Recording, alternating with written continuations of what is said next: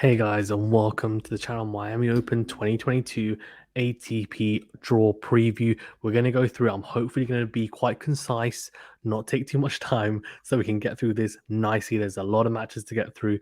Let's get into it. Before we do, please remember to smash the like button and subscribe to the channel if you haven't done so already. Let's get into it. So Daniil Medvedev heading up the draw, of course, at the top. Number one seed. He gets a bye. He will face either Del Bonis or Andy Murray. Now, that could be a very spicy second round match, Medvedev versus Andy Murray.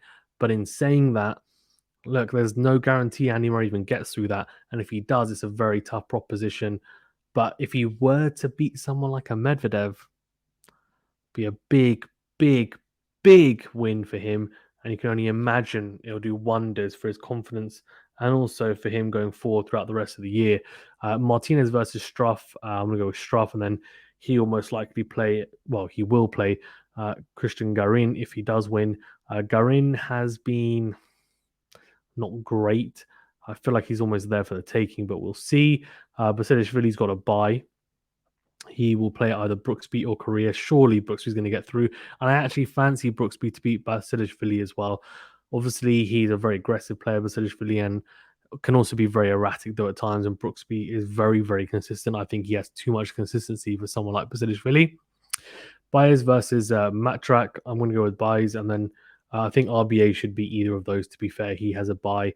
And in the second round, I think that should be a comfortable win for him. Denis Shapovalov has a bye. He'll play either Lloyd Harris or Bagnis. Lloyd Harris hasn't had the best of years so far. Had a fantastic 2020 and 2021, especially. Let's see if he can carry on some of that form. I'm going to back him to win his first round match. But against Shapovalov, I think he'll like these conditions. And I feel like he's going to have too much for Lloyd Harris. And it's just a matter of time until Shapovalov gets it going again and his game clicks. And I feel like it might click at this tournament. Qualifier source, we don't know who's going to come through that, but they'll play Dan Evans in the second round. Interesting to see how well he can do. He had a pretty good match against Nadal. I mean, yes, obviously didn't take a set of him, etc., but was a breakup in the first set there as well. Karatsev has a bye as well. He'll play either Badin or Humbert. Humbert has been in some poor form. But again, I think this could be the tournament for him to turn it around. He's a very, very talented youngster, and I think he'll come through that, the best of the lefties there. And Humbert to play Karatsev, it's quite a tough match. I'm actually going to go with Humbert. I think he might be able to do it. And it'll be a very exciting match, to say the least, though. Definitely a one to look out for if he does get through. Jer versus Ridenek. I think I'm going to go with Ridenek. Her catch should be either one, though. Tsitsipas has got a bye. He will play probably Altmaier. He's a good player. Depends who the qualifier is, though, I guess. But let's say Tsitsipas will get through that pretty comfortably, whoever it is. Tsonga versus Thompson.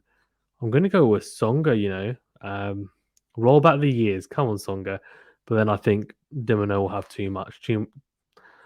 Just too much legs. Too much legs for him. Cilic versus either Musetti or Poprin. I think Musetti will get through that, although it's a tough match. And then I think Cilic should win, to be fair, from there. Although Musetti is going from strength to strength. We then got Fucsovics versus Giron. Apologies if you can hear my son in the background. He's my baby son.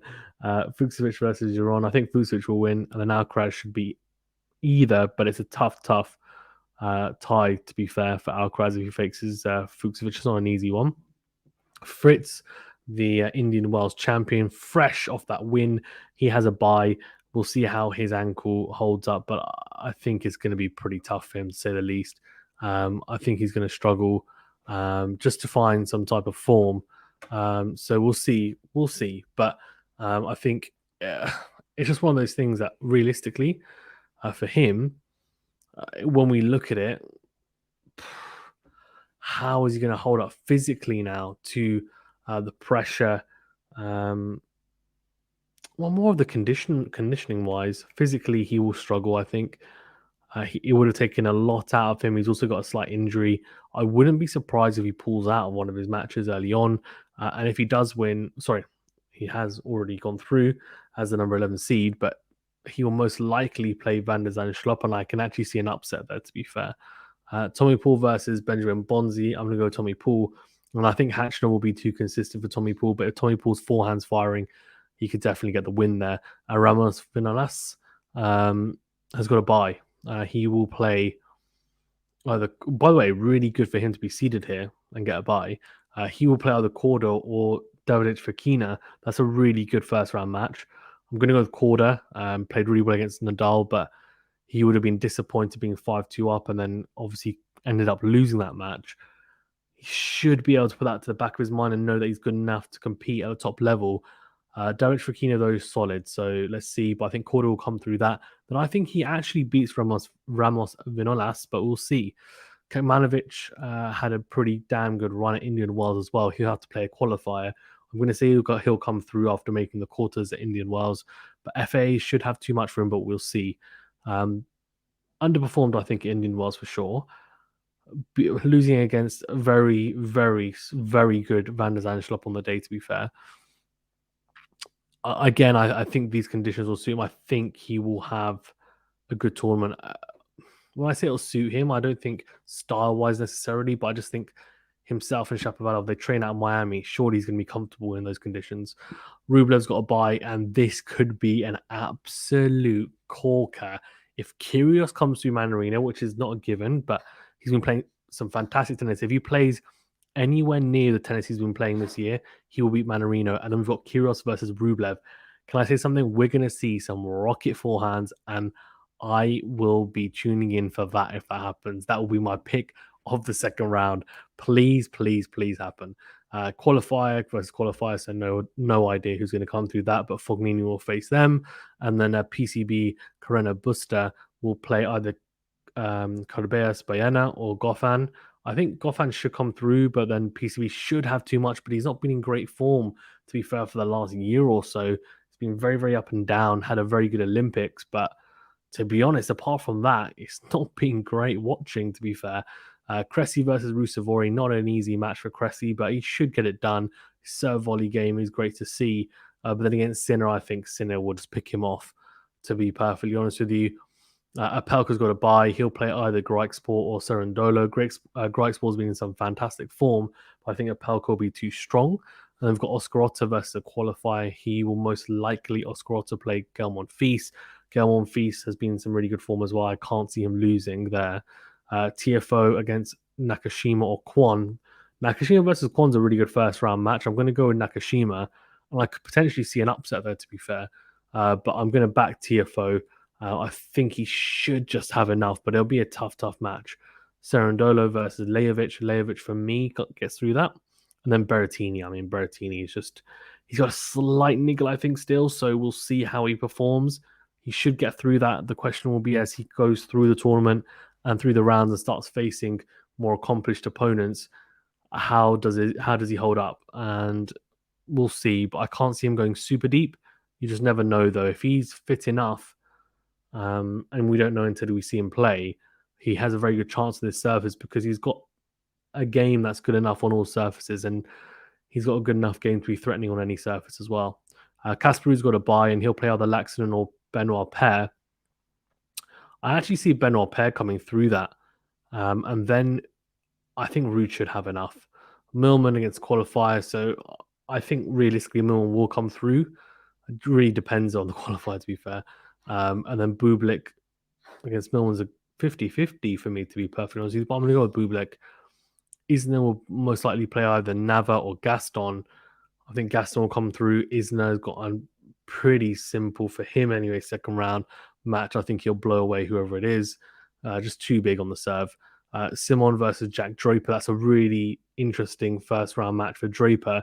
This is a big opportunity for him, to be perfectly honest with you. Gilles Simon is a shadow of the Gilles Simon that we've seen 10 years ago. He's very, very old now. He's in the latter stages of his career. Yes, he's a grinder. So if Jack Draper plays consistent enough tennis, he serves big enough and makes enough first serves, and is able to access the Gilles Simon backhand enough with that forehand, being a lefty, and is striking the ball cleanly enough and is patient, he might actually get the win there. And if he does, he will play Cameron Norrie, but it's a big ask. I think, as well for Jack Draper. But it would be a type of win that he'll take a lot of confidence from if he does get it. Then we've got Diego Schwartzman with a bye. He'll play out a qualifier. Richard Gasquet, even. Schwartzman should come through that. John Shang plays a qualifier. He'll come through, I think. The young Chinese, the wildcard Chinese player. But Sonego, who's been pretty disappointing, to be fair, in the last few months, I'm hoping he finds some form and gets through that. And then Dimitrov has got a bye. He'll play either McDonald or Kepfer. I'm going to go with McDonald, but then Dimitrov should have enough again, but he's so hot and cold, you just never know. Then Koric to come through, and then he's got Zverev. So, yeah, it's a very, very intriguing draw. Obviously, Zverev at the bottom there. I don't know. My prediction is FAA to win. Pretty left field, you might say, but I don't know. I've got a feeling, but we'll see. I think it will be one of those ones that we look at it and just think, well, I don't think Medvedev's in particularly good form. I don't think, I don't particularly think that FAA is in good form either. I don't think any of these guys, no, sorry, not FAA, Tsitsipas or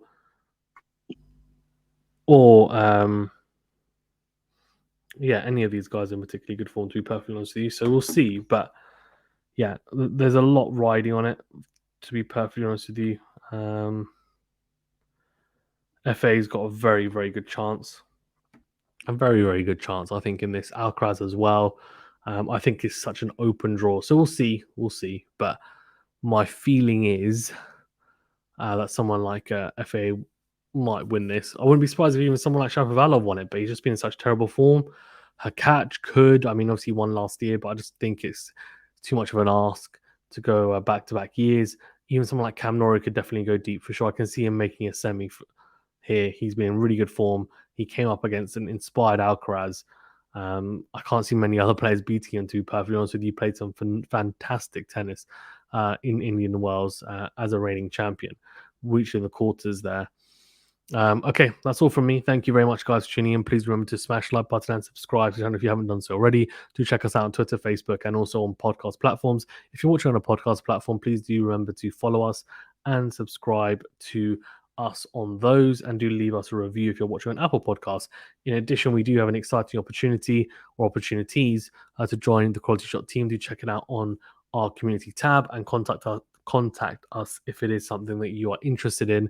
In addition, you can support us via Patreon as well through the channel. And a reminder as well that on live streams, at the moment we do our best to get through all the comments, but to make sure that your comment is definitely read, a super chat will obviously make sure that it's definitely read as well.